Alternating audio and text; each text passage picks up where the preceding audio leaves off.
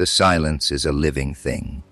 It has weight, pressing down on the world, squeezing the breath from your lungs. It has teeth, too.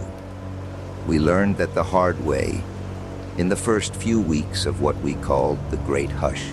A dropped spoon, a child's cry, a scream of terror. They were all invitations to the same swift, brutal end. They came from nowhere and everywhere, drawn by the sound. We call them echoes. It's a bitter joke, because they leave nothing behind but the silence they crave. They are blind, we think. Their forms are long and wrong, like charcoal sketches of men stretched and distorted, with limbs that bend at impossible angles. They have no eyes, just smooth, pale skin over where they should be. But their heads are a nightmare of auditory perception, covered in what look like fungal, overlapping plates that can flare open like the petals of a corpse flower, focusing on a sound from a mile away. When they are still, they are like statues of petrified ash. When they move, they are a glitch in reality, an instantaneous blur of impossible speed. Make a sound, and you die. It is the only rule in this shattered world. We have lived by this rule for 8 years. My daughter, Maya, was born into it. She has never heard a lullaby, never shouted with glee, never heard my voice telling her I love her. Our language is one of hands, of eyes, of the slightest tilt of the head. We live in the reinforced concrete basement of what was once a public library, a tomb of silent stories. We walk on bare feet, our souls caroused and tough. We have paths of sand laid down to muffle our steps. Every object is wrapped in cloth. Every movement is a slow, deliberate ballad of survival. My own silence, however, is a different beast entirely. It began before the hush, a slow, creeping decay of the world's volume.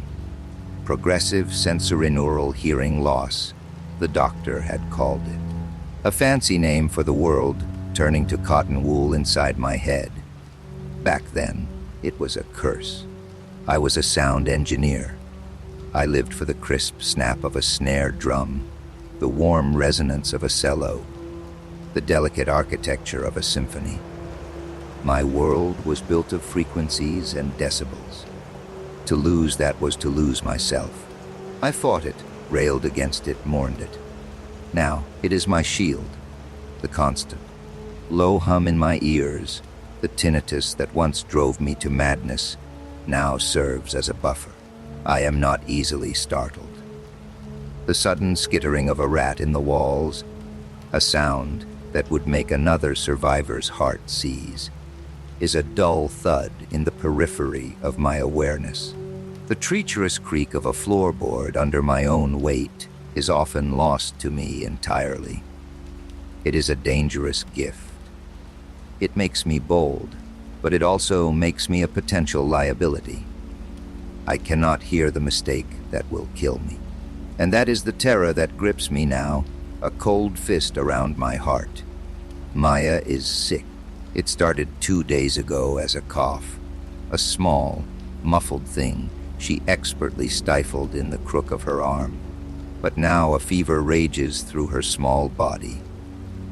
Her skin is hot to the touch, her breathing a shallow, rasping thing that I can only perceive by placing my hand on her chest. Her eyes, usually so bright and expressive, are glazed and dull. We have no medicine. Our meager first aid kit was depleted a year ago, treating a gash in my leg. I watch her sleep, her small form wrapped in layers of blankets on our makeshift bed of old books and rags. In the dim light of our carefully shielded oil lamp, her face is pale, her lips chapped. She needs a fever reducer. Antibiotics, maybe. Things we don't have. Things that might still exist out there, in the silent, waiting world. There's a place. An old-fashioned apothecary in the town's historic district. You Miller's Pharmacy. It was run by an old man who believed in herbal remedies as much as modern medicine. It's a long shot. The place has likely been picked clean. But it's less of a target than the big chain drugstores or the hospital, which would have been ground zero for noise and therefore for them. It's a 2-mile walk, 2 miles of a world where every loose stone, every brittle twig, every gust of wind rattling a loose piece of metal is a death sentence, and I won't be able to hear most of them. I look at Maya, and the decision is not a decision at all. It is a simple, undeniable fact. I have to go. Her life depends on it. My wife, Sarah, died 3 years ago. A moment of carelessness. A stack of canned goods improperly balanced. The crash was not loud by the old world standards, but in the absolute silence, it was a thunderclap. I saw the blur of movement from the window. I grabbed Maya and hid her in the smallest, most soundproofed corner of our shelter, my hands over her mouth. Sarah wasn't fast enough. She chose to draw them away, a desperate, silent sprint in the opposite direction. I didn't hear her scream. I only saw the echoes converge, and then nothing. She died so we could live. I will not let her sacrifice be for nothing. I lightly touch Maya's shoulder. Her eyes flutter open. I bring my hands up, our movements slow and practiced. I'm going out, I sign, my fingers forming the shape of a door, then pointing away. Her eyes widen with fear. Why dangerous? Medicine. I sign, mimicking grinding herbs in a mortar, then touching her forehead. For you. Fever. Tears well in her eyes, but she doesn't make a sound. She learned that lesson before she could even walk. She is a child of the hush. She simply nods, a small, jerky movement. She reaches out her small hand, and her fingers trace the lines on my palm. Be safe, Papa. Always, I sign back, a promise that feels like a lie in my throat. I prepare. It is a ritual. I strip down to a thin layer of dark clothing. My feet, already bare, are my primary sense organs now. They will feel the vibration of a shifting floorboard before my ears register a thing. I check the bindings on my only tool, a small crowbar. Layers of thick wool flannel are tied around it, muffling any potential clank of metal against metal. I slip it into a sheath on my belt. My bag is canvas, its contents sparse, and carefully wrapped a pouch of water, a few strips of dried meat, and extra cloth to wrap anything I might find. At the heavy steel door of our basement sanctuary, I pause. I look back at Maya. She's watching me, her small face a portrait of fear and trust. I give her one last look, trying to pour all the love and reassurance I feel into it, a silent "I will be back." Then I turn to the door. The mechanism to open it is a series of counterweights and greased levers I designed myself. It is silent, but slow. I pull the lever, and the thick steel slab slides sideways with a soft, nearly imperceptible whisper of metal on oiled tracks. A sliver of gray morning light cuts into the darkness. The air that drifts in is cool and smells of damp earth and decay. I slip through the opening and pull the lever from the outside to seal it again, plunging myself into the world of silence. The library's main floor is a ruin. Books lie in swollen, moldering piles, their stories dissolving back into pulp. Moonlight, filtered through grime-caked windows, illuminates dancing dust motes. My path is a well-worn one, a road I've cleared and memorized. I step over a collapsed bookshelf, my weight on the balls of my feet. I avoid the patch of floor near the checkout desk, where the wood groans like a dying man. My hearing loss is a thick blanket, but I know the sounds of this place by heart, by memory. I know the treacherous spots. Outside, the world is holding its breath. The sun is just beginning to rise, painting the eastern sky in bruised shades of purple and orange. There is no birdsong. The birds learned quickly. The quiet ones survived. Now you only see them flitting like silent ghosts from tree to tree. The wind is my first enemy. It's a carrier of sound, a creator of it. It can rattle a loose shingle, rustle a plastic bag caught in a branch, or whisper through a broken pane of glass. All sounds that I might not hear, but they would. I move from the library into the skeletal remains of a residential street. The houses stand in various states of decay, their windows like vacant eyes. I stick to the overgrown lawns, the soft earth a welcome cushion for my steps. Pavement is a risk, a small pebble, a shard of glass. My deafened ears would never know. I rely on my eyes, scanning the path ahead with an intensity that makes my head ache. My feet feel for every change in texture, every lump and depression. A sudden movement to my right. My body freezes instantly, every muscle locked.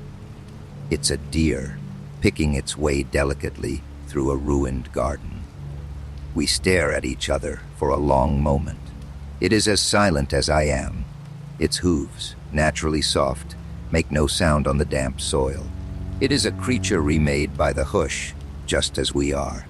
It blinks its large, dark eyes, then turns and vanishes into the trees with the grace of a passing shadow. I let out a breath I didn't realize I was holding, my exhalation a silent plume in the cold air.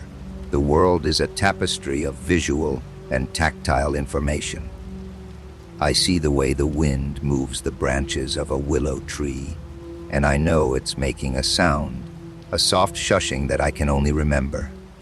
I feel a low, deep vibration through the soles of my feet and know that somewhere, miles away, a building has finally given up its fight against gravity and collapsed.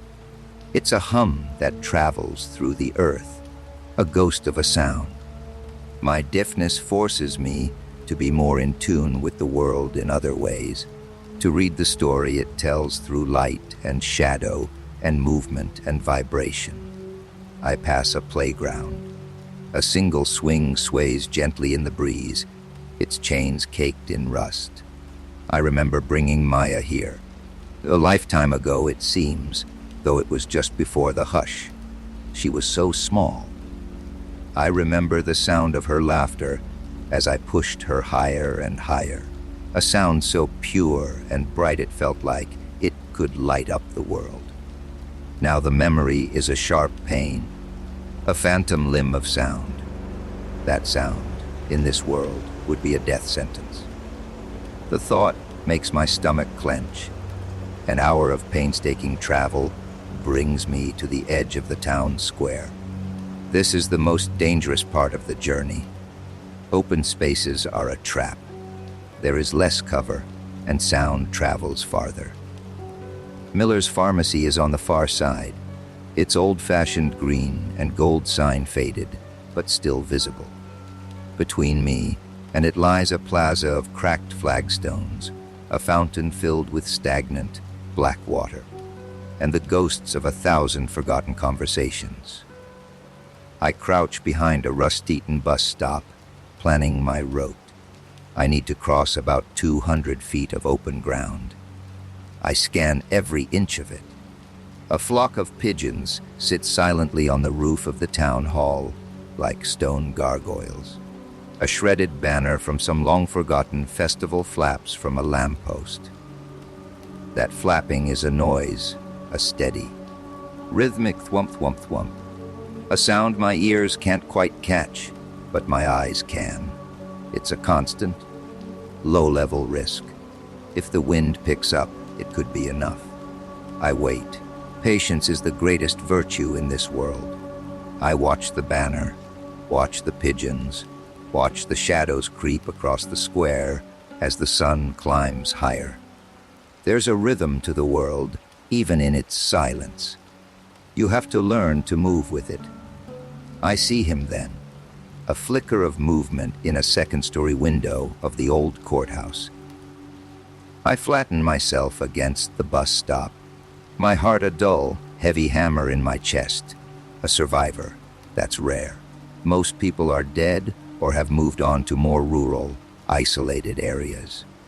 You never knew if a stranger was a friend or a threat. In a world without speech, you couldn't ask. You could only watch and judge. The figure appears again, a man, old and gaunt, with a wild shock of white hair.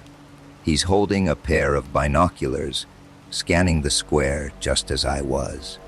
Our eyes meet across the distance. For a long second, neither of us moves. There is a silent question in the air. Are you a danger to me? I give the universal sign of peace we survivors developed, a flat palm held over the heart. He watches me for a moment longer, then slowly, he mirrors the gesture. A wave of relief, so potent it almost makes my knees weak, washes over me. He gestures for me to stay put, his movements sharp and precise. He disappears from the window. A minute later, a side door to the courthouse creaks open. I see him slip out, moving with a hunter's grace that belies his age. He makes his way towards me, keeping to the shadows, his feet wrapped in thick cloth. When he reaches me, he crouches down, his scent a mix of old paper, dust, and wood smoke. His eyes are a startlingly pale blue, and they dart around constantly, taking in everything. He doesn't look at me directly for more than a second at a time. His senses are clearly sharp. Too sharp, perhaps. His hearing must be perfect. He puts a finger to his lips, an unnecessary gesture, and then begins to sign. His signs are different from mine and Maya's, more formal, the old American sign language. I understand most of it. You're new, he signs. I've watched this square for 2 years. Never seen you. I sign back, my movements slower, less practiced. I live in the library. My daughter is sick. I need medicine.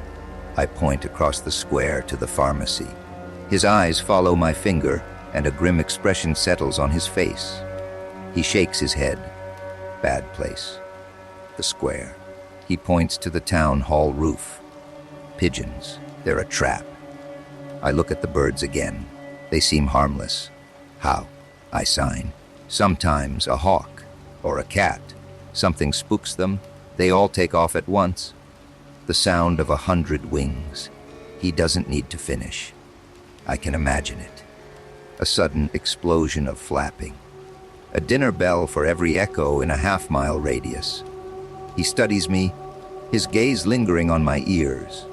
You don't hear well, he signs. It's a statement, not a question. I nod, getting worse. A flicker of something, pity maybe, or fear, crosses his face. That is a blessing and a curse. You can't hear them coming, but you can't hear yourself dying either. He pauses. My name is Caleb. Elias. Caleb looks across the square again, his brow furrowed in concentration. There's a way, not across the open, through the buildings.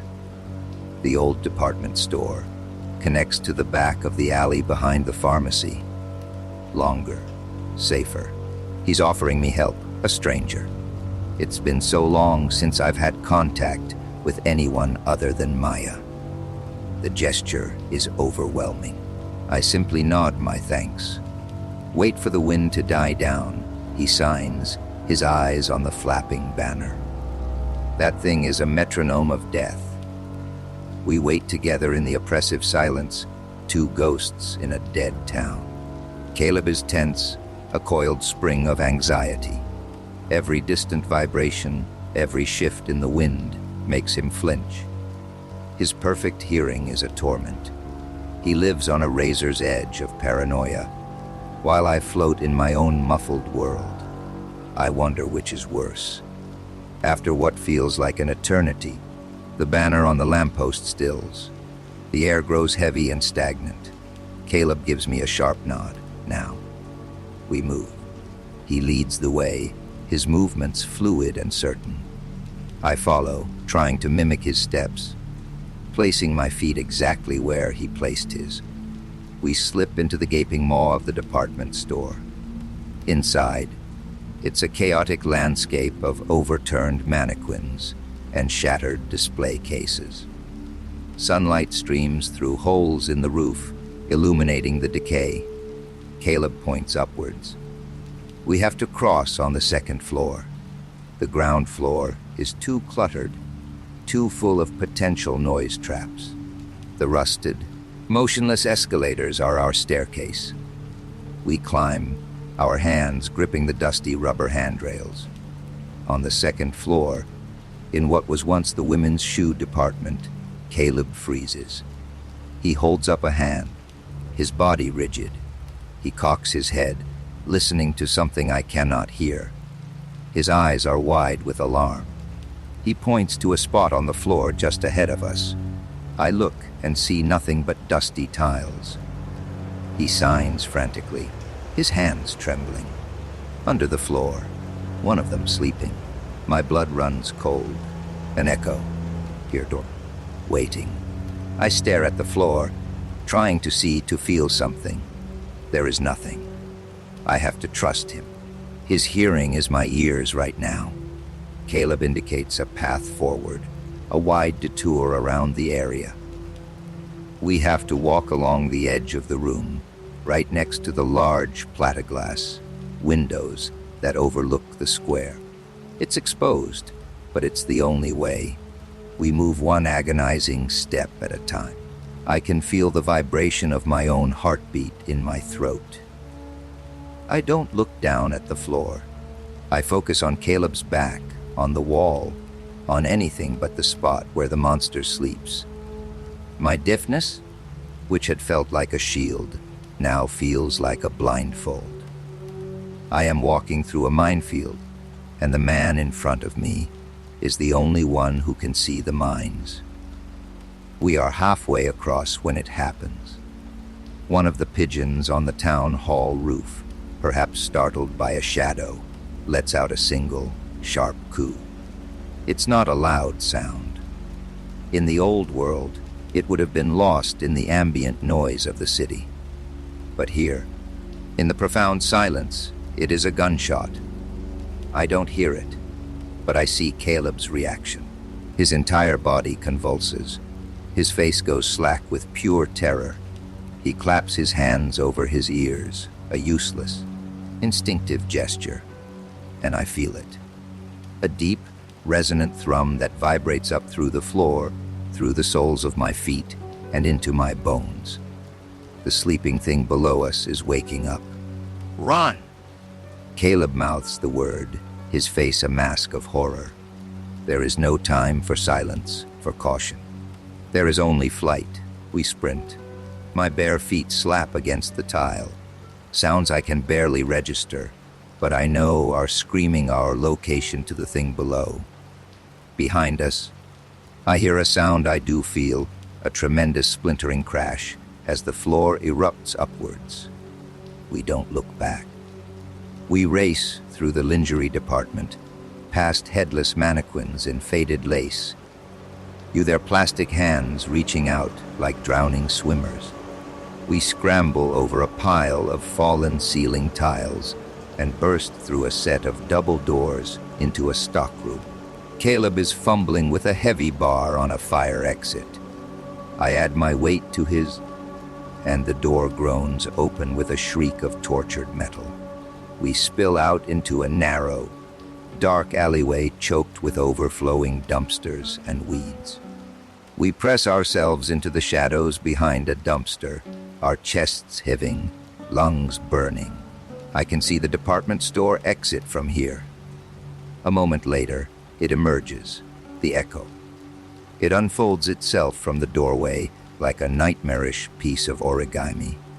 It's taller than a man, impossibly thin, its limbs moving with a disjointed, twitching grace. Its skin is the color of ash. Its head, eyeless and smooth, tilts from side to side, the fungal plates flaring, tasting the air for the echoes of our escape. It takes a hesitant, jerky step into the alley, then another. It is hunting. Caleb is shaking uncontrollably beside me.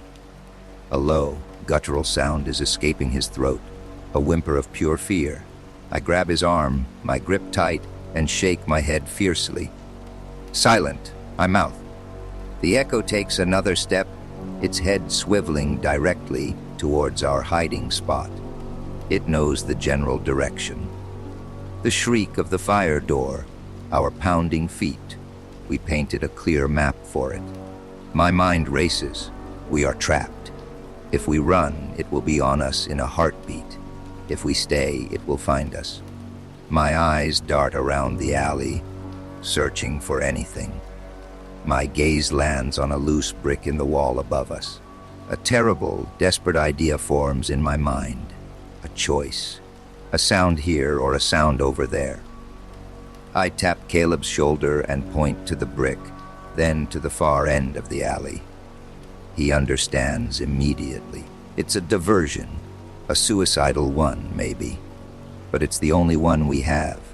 He gives a short, sharp nod, his eyes filled with a desperate gratitude.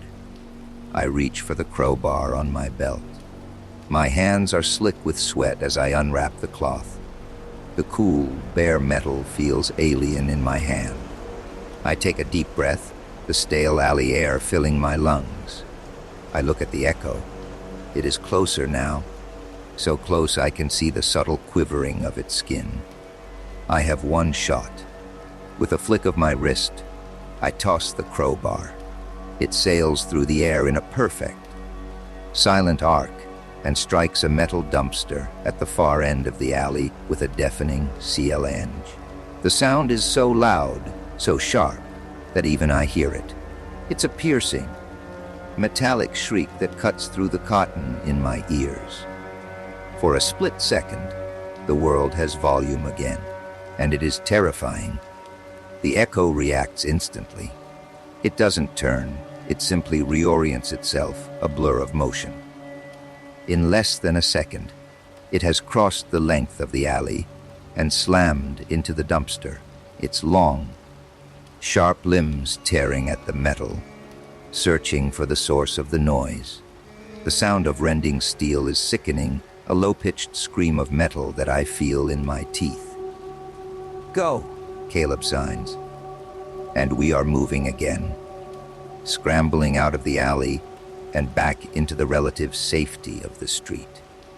We don't stop running until we are blocks away, hidden in the shell of a burned-out bakery. I lean against a soot-blackened wall, my body trembling with adrenaline. I lost my crowbar, my only tool, my only real weapon, but we are alive. Caleb slumps to the floor, his head in his hands. He is still shaking. So close, he signs, his hands unsteady. Too close. He looks at me, his pale blue eyes filled with a new respect. "You saved us." That was crazy. "But you saved us. We survived." I sign back, the simple words feeling monumental. We rest for a while, letting the phantom echoes of the noise fade. The world seems quieter now, the silence more profound, more absolute. Caleb shares some of his water with me. He tells me, through signs, that he has been alone for years. His family died in the first year of the hush. He lives in the courthouse because it's a fortress of stone and silence, and he can watch the square from its windows. He is a warden of his own quiet prison. I tell him about Maya, about her fever. He looks pained. He had a daughter once, too. He signs her name, Anna. He doesn't elaborate. He doesn't have to. In this world, Every survivor carries a ghost. Eventually, we have to move on. You Miller's pharmacy is close now. Caleb decides to come with me. 2 sets of eyes are better than 1, he signs. And your ears are no good. I don't argue. I am grateful for the company. I am also aware that my deafness almost got us both killed. The pharmacy is just as I remembered it, but time has not been kind. The paint is peeling, and one of the large front windows is shattered. A jagged hole gapes open, a dark mouth promising both opportunity and danger. The door will be locked, and loud, Caleb signs, "The window is our only way." But the glass, he's right. The ground below the window is littered with broken glass. A single crunch underfoot would be the end. We spend 20 minutes meticulously clearing a small path, picking up each shard, one by one, and placing it silently on a pile of soft weeds. It is painstaking, nerve-wracking work. Every tiny clink of glass on glass makes us both freeze. Once the path is clear, Caleb gives me a boost. I pull myself up and through the jagged opening, careful not to snag my clothes or skin on the sharp edges. I drop silently onto the dusty floor inside. I turn and help him through. The air inside is thick with the smell of dust and strange, sweet chemical decay. Rows of shelves stretch into the gloom, lined with bottles and boxes. It's a treasure trove. It hasn't been looted. Perhaps its location, right on the edge of the dangerous town square, kept people away. We begin our search. Caleb, with his sharp hearing, takes point, moving slowly down the aisles, his head cocked. Listening, I follow, my eyes scanning the shelves. My lack of hearing is an advantage here.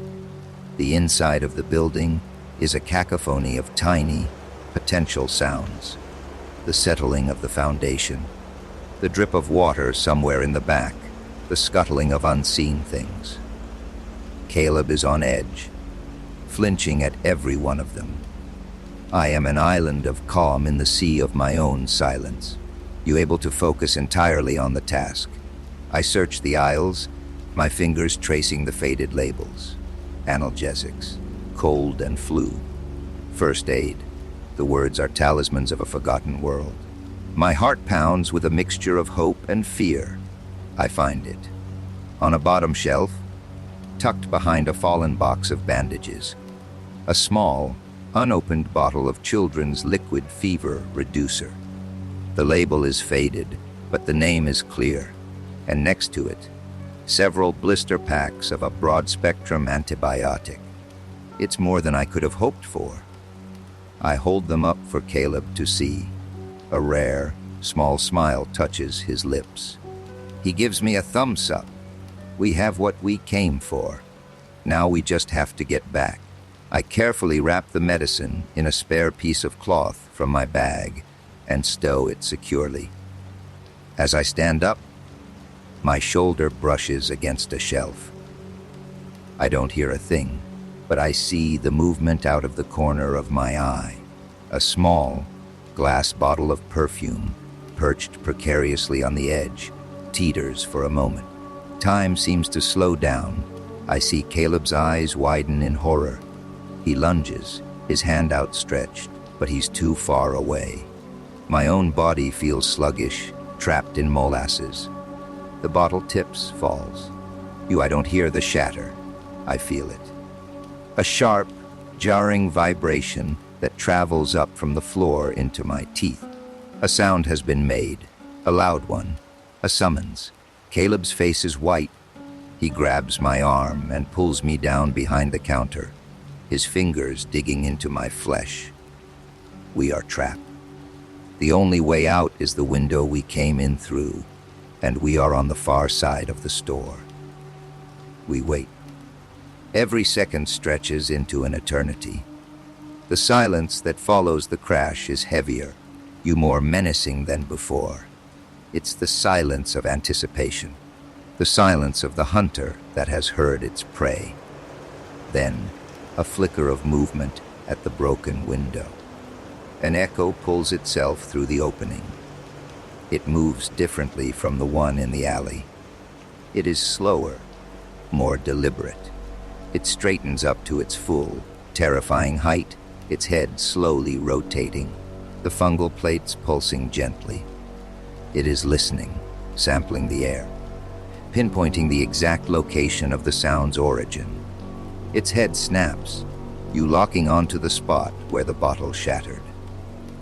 It takes a silent, gliding step towards the aisle, its clawed feet making no sound on the dusty floor. My mind is a maelstrom of panic. This is it. This is how it ends. I think of Maya, her small, feverish body waiting for me. I think of Sarah, of her sacrifice.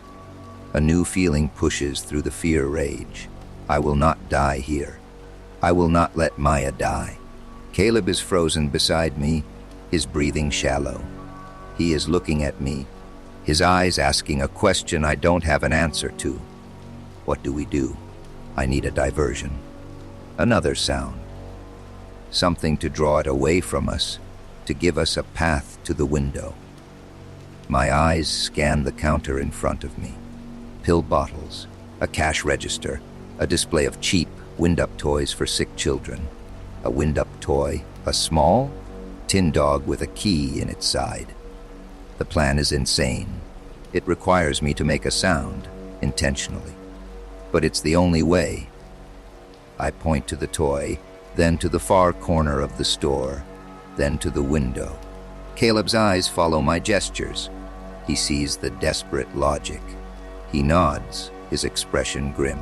My hands shake as I pick up the tin dog. The key is small and stiff. Winding it silently is the hardest thing I have ever done. Each tiny click of the mechanism feels like a hammer blow against my own skull. I have to turn it slowly, fighting the spring's tension, my muscles screaming in protest. The echo is moving down the aisle, getting closer, methodically searching. I get 3 good turns on the key. It will have to be enough. Now, to get it over there. I can't throw it. The sound of it landing would be too close to me. I need it to move on its own. I look at the floor. It's a smooth, polished linoleum, covered in a fine layer of dust. If I slide it, I take a deep, silent breath. I lean out from behind the counter, just enough to see the echo. It has its back to me, its attention focused on the glitter of broken glass. This is my only chance. With a gentle, firm push, I slide the tin dog across the floor. It glides smoothly, a silent vessel of potential noise, coming to a stop near the back wall. For a second, nothing happens. The echo continues its search. My heart sinks. Did it not work? Is the spring too old? Then it starts. A tiny, mechanical click, click, click, click. It is the quietest sound imaginable. I can't hear it at all. I only know it's happening because I see the echo's reaction. Its whole body snaps rigid. Its head whips around, the plates flaring wide. It has heard the new sound, the closer sound, the active sound. With a speed that defies physics, it crosses the store. It is a blur of gray motion. It descends upon the small, ticking toy with a silent, focused fury, its long limbs a whirlwind of destruction. No! Caleb and I are up and moving. We don't run. We move with a desperate, silent speed. We are past the aisle, halfway to the window. The echo is still preoccupied, tearing at the toy, trying to silence the infuriating, persistent clicking. We reach the window. Caleb scrambles through first. I am right behind him. As I pull my legs through, my foot catches on a shard of glass. A sharp, searing pain shoots up my leg. I stifle a gasp, biting down on my tongue until I taste blood. I fall to the ground outside, landing badly on my ankle. A wave of nausea washes over me. Caleb is there, hauling me to my feet. I put my arm over his shoulder, my leg screaming in protest. We limp away from the pharmacy, melting back into the shadows of the decaying town. We don't look back. The journey home is a haze of pain and adrenaline.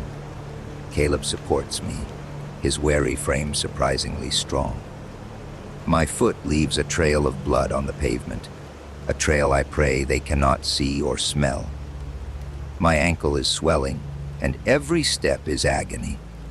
But the small, cloth-wrapped package in my bag is a constant, hopeful weight.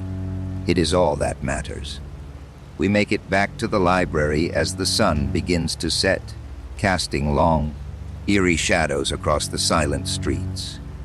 At the hidden entrance to my basement home, we stop. Caleb looks at me, his face etched with exhaustion. "You are a good father," he signs.